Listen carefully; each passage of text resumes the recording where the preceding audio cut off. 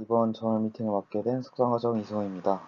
제가 발표할 논문은 Development of EEG Alpha and Theta Oscillation in the Maintenance Stage of Working Memory로 해당 논문은 작업기억 유지 단계에서 아동과 성인의 알파 및 세타 EEG 진동의 발달적 차이를 조사하는 연구입니다.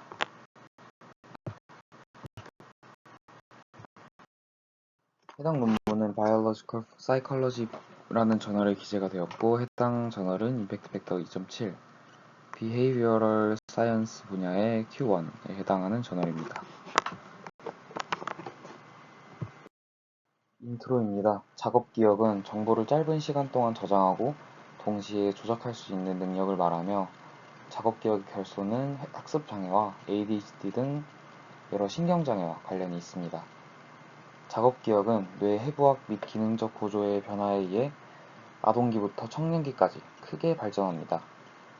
성인의 경우 다양한 주파수의 진동이 작업기억에 중요한 역할을 하는 것으로 밝혀졌지만 아동에게도 이러한 기능이 있는지는 아직 명확하지 않습니다. 작업기억과 관련이 있는 신경진동은 세타와 알파가 있습니다. 세타는 작업기억이 필요할 때 급격히 증가하고 기억 과제 동안 유지되며 더 이상 필요하지 않을 때 감소합니다. 알파는 세타와 반대로 부하가 증가할수록 감소하는 경향을 보이고 이는 관련 없는 정보를 억제하는 기능을 할 수 있음을 나타낸다고 합니다. 또한 개인 알파 피크 주파수도 작업기억 성과와 관련이 있고 이전 연구에 따르면 작업기억 성과가 좋은 참가자는 더 높은 알파 피크를 가지고 있다고 합니다.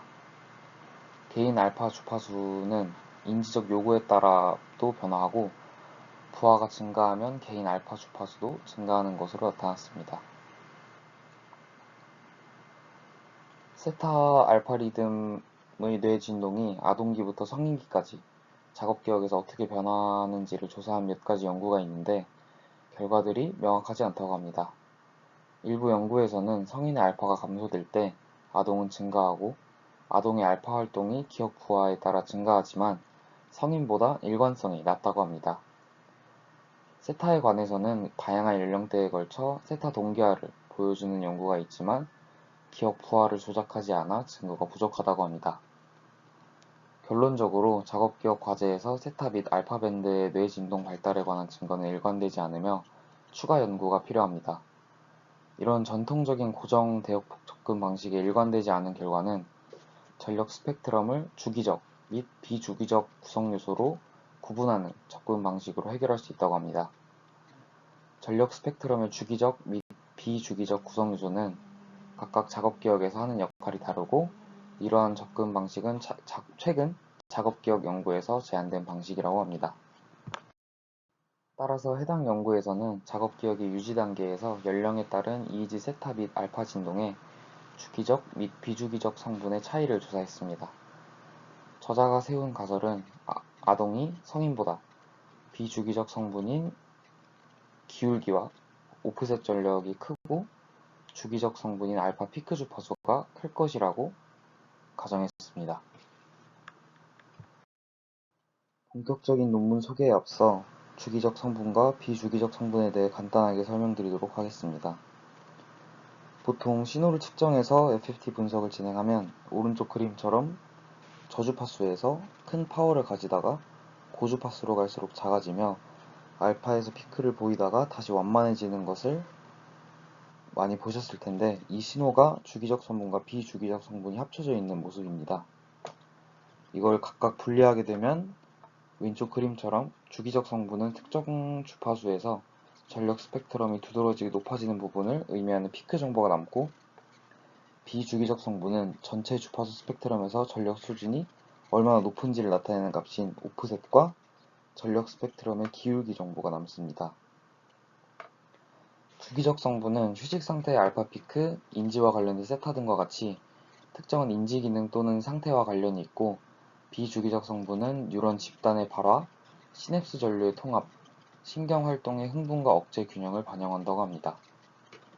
이렇게 주기적 성분과 비주기적 성분을 나눠서 분석해야 하는 이유는 주파수 대역 내에서 전력 변화가 단순히 주기적 성분의 변화로 보일 수 있지만 실제로는 비주기적 성분의 변화를 반영할 수 있어 이를 구분하지 않고 분석하면 잘못된 결론을 이룰 수 있기 때문이라고 합니다. 메소드입니다. 31명의 젊은 성인과 25명의 아동이 실험에 참가했습니다. 태스크로는 작업기억의 대표적인 과제인 엠백 태스크가 쓰였습니다. 원백과 투백 두 가지 부하와 문자, 시각적 패턴 조건으로 총 4가지 조건으로 진행되었습니다. 시각적 패턴은 오른쪽 그림과 같이 3x3 행렬 중 3곳을 칠해 제시되었고, 문자는 중국어 문자가 제시되었습니다. 각 조건마다 40트라이얼씩 2개의 블럭이 진행되었고, 타겟 논타겟 비율은 1대3이었습니다. 자극은 500ms 동안 제시되고 자극간 간격은 3500ms였습니다. 행동 결과 평가는 정확도와 반응 시간, 그리고 정확도의 반응 시간을 나눈 효율성으로 평가되었습니다.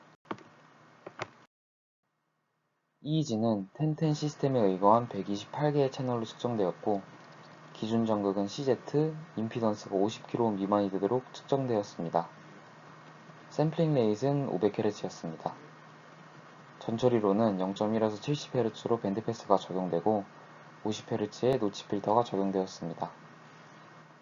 ICA를 통해 안구 노이즈를 제거하고 CAR을 적용한 후 자극 제시 기준 -1에서 4초로 에폭하고 임계값을 넘어가는 에폭은 분석에서 제어했습니다. 흥미롭게 성인과 아동의 임계값을 다르게 설정했는데 아쉽게도 해당 이유는 언급되어 있지 않았습니다. EEG 분석으로는 우선 모든 에폭에 FFT를 적용해 세타 및 알파의 스펙트럼 파워를 계산했습니다.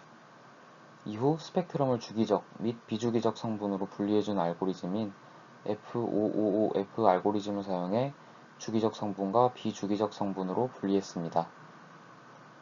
주기적 성분의 경우 피크를 도출하고 비주기적 성분의 경우 스펙트럼의 오프셋과 기울기를 도출했습니다. 다음으로 행동 결과입니다. 표의 C, V는 각각 문자와 시각적 패턴을 나타내고 그 옆 숫자는 원백, 투백을 나타냅니다. 효율성에서 자극 유형과 부하, 연령에 대해 유의미한 효과가 나타났고, 사후 분석 결과 문자 조건이 시각적 패턴보다 효율성이 높고 낮은 부하가 높은 부하보다 효율성이 높고 성인이 어린이보다 효율성이 높은 것으로 나타났습니다. 부하와 자극 유형 간의 상호작용도 통계적으로 유의미했는데 시각적 패턴 조건에서 부하 효과가 문자 조건보다 더 두드러졌음을 나타냅니다. 다음은 중앙 전두엽에서의 세타 진동 결과입니다. 연령, 부하, 자극 유형에 대해 모두 유의미한 차이를 보였고 아동이 성인보다 전반적으로 더 높은 세타 파워를 보이고 부하가 높을수록 더 높은 세타 파워를 보였으며 문자 자극에 대해 더 높은 세타 파워를 보였습니다. 아동이 성인보다 더 높은 세타를 보이는 것은 효율적으로 작업을 진행하지 못하므로 뇌에 더 많은 신경 자원이 필요해 높게 나타나는 것이라고 합니다. 부하를 연령에 따라 나눠 비교했을 땐 아동은 부하 간의 세타 파워가 차이가 없었지만 성인은 높은 부하에서 유의미하게 큰 세타 파워가 도출되었습니다. 성인은 성숙한 작업기억 유지 메커니즘에 의해 부하가 컸을 때 효율적으로 작업을 완료하기 위해서 자원을 더 쓰지만 아동은 작업기억 메커니즘이 성숙하지 못해 그렇지 못함을 나타낸다고 합니다. 비주기적 성분에서는 엑스포넌트라고 표기된 게 기울기를 나타냈는데 아동이 성인보다 유의미하게 더 가파른 기울기를 보였고 아동이 성인보다 더 높은 오프셋을 보였습니다. 비주기적 성분은 작업기억 과제 수행 중 뇌의 효율성과 성숙도를 평가하는 데 중요한 지표로 작용한다고 합니다. 성인의 비주기적 성분의 감소는 더 효율적인 정보 처리와 연관될 수 있으며 이는 작업기억을 유지하는 동안 불필요한 신경 활동을 억제할 수 있음을 나타낸다고 합니다.